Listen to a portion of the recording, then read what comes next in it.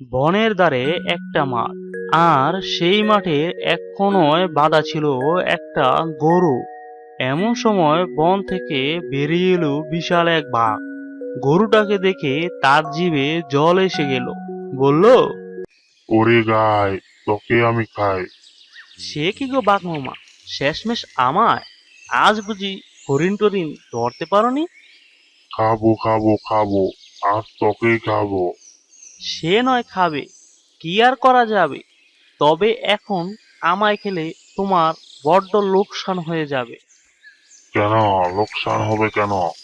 এই দেখো না, আমার মালিক আমায় কেমন দড়ি দিয়ে খুঁটায় বেঁধে রেখেছে।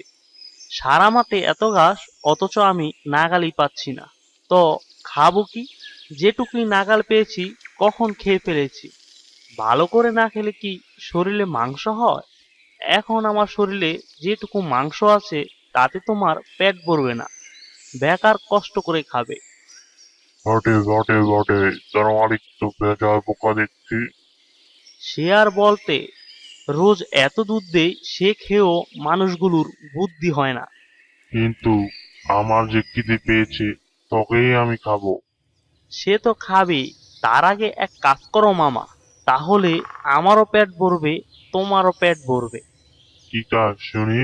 আমার দড়িটা খুলে দাও তুমি। আমি পেট ভরে মাঠের ঘাস খেয়ে শরীরে মাংস করে নি, তারপর তুমি আমায় খেয়ে পেট ভরে নিও। বেশ বেশ, বুদ্ধিটা মন্দ নয়। দড়ি আমি খুলে দিয়ে যাচ্ছি, বিকেলে এসে তোকে খাবো।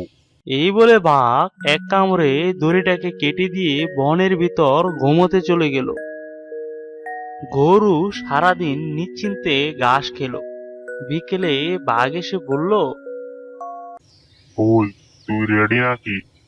রেডি আর কোথায়, দেখো না সারাদিন কতটুক ঘাস খেতে পেরেছি। এটুকুতে শরীরে আর কতটা মাংস লেগেছে। তাই তো দেখছি, তাড়াতাড়ি খাচ্ছিস না কেন? দড়ি খুলে দিয়ে গেলাম। মামা, তাড়াতাড়ি খেলে বদ হজম হয়ে যাবে, পেট খারাপ হবে। তখন যেটুকু মাংস গায়ে লেগেছিল সেটুকুও ঝরে যাবে, পেট ভরবে না তোমার। তুমি এক কাজ করো বরং। এর কি কাজ? তুই আমায় খুব খাটাচ্ছিস কিন্তু। না না, সেরকম খাটুনির কিছু নয়। বলছি, কাল তো আবার আমার মালিক আমায় খুঁটায় বেঁধে রেখে যাবে। তুমি এক ফাঁকে এসে দড়িটা খুলে দিয়ে যেও। আমি আরো অনেক ঘাস খেয়ে শরীরে মাংস করে রাখবো। ব্যাস, তাই হবে। কাল বিকেলে কিন্তু তোকে খাবোই। অবশ্যই খাবে, 100 বার খাবে, একদম চিন্তা করো না। পরের দিন সকালে বাঘ আবার এসে গরুর দড়ি কেটে দিয়ে গেল। তারপর বনে গিয়ে সারাদিন ঘুমোলো। বিকেলে মাঠে এসে দেখলো মাঠের অর্ধেক ঘাসও খাওয়া হয়নি। তখন সে রেগেমেগে বলল, গরু, তুই কিন্তু খুব পাখি মারছিস। আজও পুরো ঘাস খাওয়া শেষ হয়নি, আমার সঙ্গে চালাকি করিস।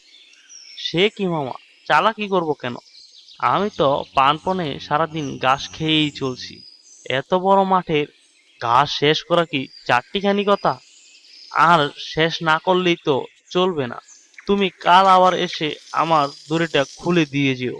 কাল অনেকটা খেয়ে ফেলবো, তোমায় কথা দিচ্ছি। 3 দিনের ভিতরে মাঠের সমস্ত ঘাস আমি খেয়ে শেষ করে দিব। তখন দেখো আমার চেহারাটা কেমন নাদুস নুদুস হয়। তুমি 1 সপ্তাহ বসে আমায় খেতে পারবে। এই কদিন ছোটখাটো শিকার মেরে পেট চালিয়ে নাও, তারপর তো আমি আছি। পরের 3 দিনে গরু সত্যিই মাঠের প্রায় সব ঘাস শেষ করে ফেলল।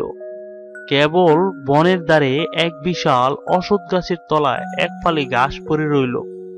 4 দিনের দিন সকালবেলা বাঘ এসে বলল, আজ তোকে খাবোই। 5 দিন ধরে পায় না খেয়ে আজ তোকে খাবো বলে। আজ আর তোর কোনো নিস্তার নেই। হ্যাঁ মামা, বসো, তোমার জন্যই অপেক্ষা করছিলাম। আমি রেডি। তবে খাবার আগে দড়িটা আরেকবার খুলে দাও। ওই গাছের তলায় এক ফালি ঘাস পড়ে আছে, ওটাও খেয়ে ফেলি, তারপর তুমি আমায় খাও। ব্যাস, খুলে দিয়ে আমি এখানেই বসছি। আজ আর ঘুমাতে যাব না। তাড়াতাড়ি ওটুকু খেয়ে ফেল, তারপর আমার পালা। বাঘ দড়ি কেটে দিতেই গরু ধীরে সুস্থে হেঁটে অনেকটুকু দূরে গিয়ে বাঘকে বলল, তুমি আসলে একটা বলো, তা না হলে মুখের খাবার কেউ এভাবে ফেলে রাখে। এখন এই জমির ঘাস খাওয়া শেষ, আমার মালিক আর আমাকে এখানে দিবে না, আর তুমিও আমাকে আর খেতে পারবে না। এই বলে গরু সেখান থেকে দৌড়ে একবারে বাড়িতে চলে গেল।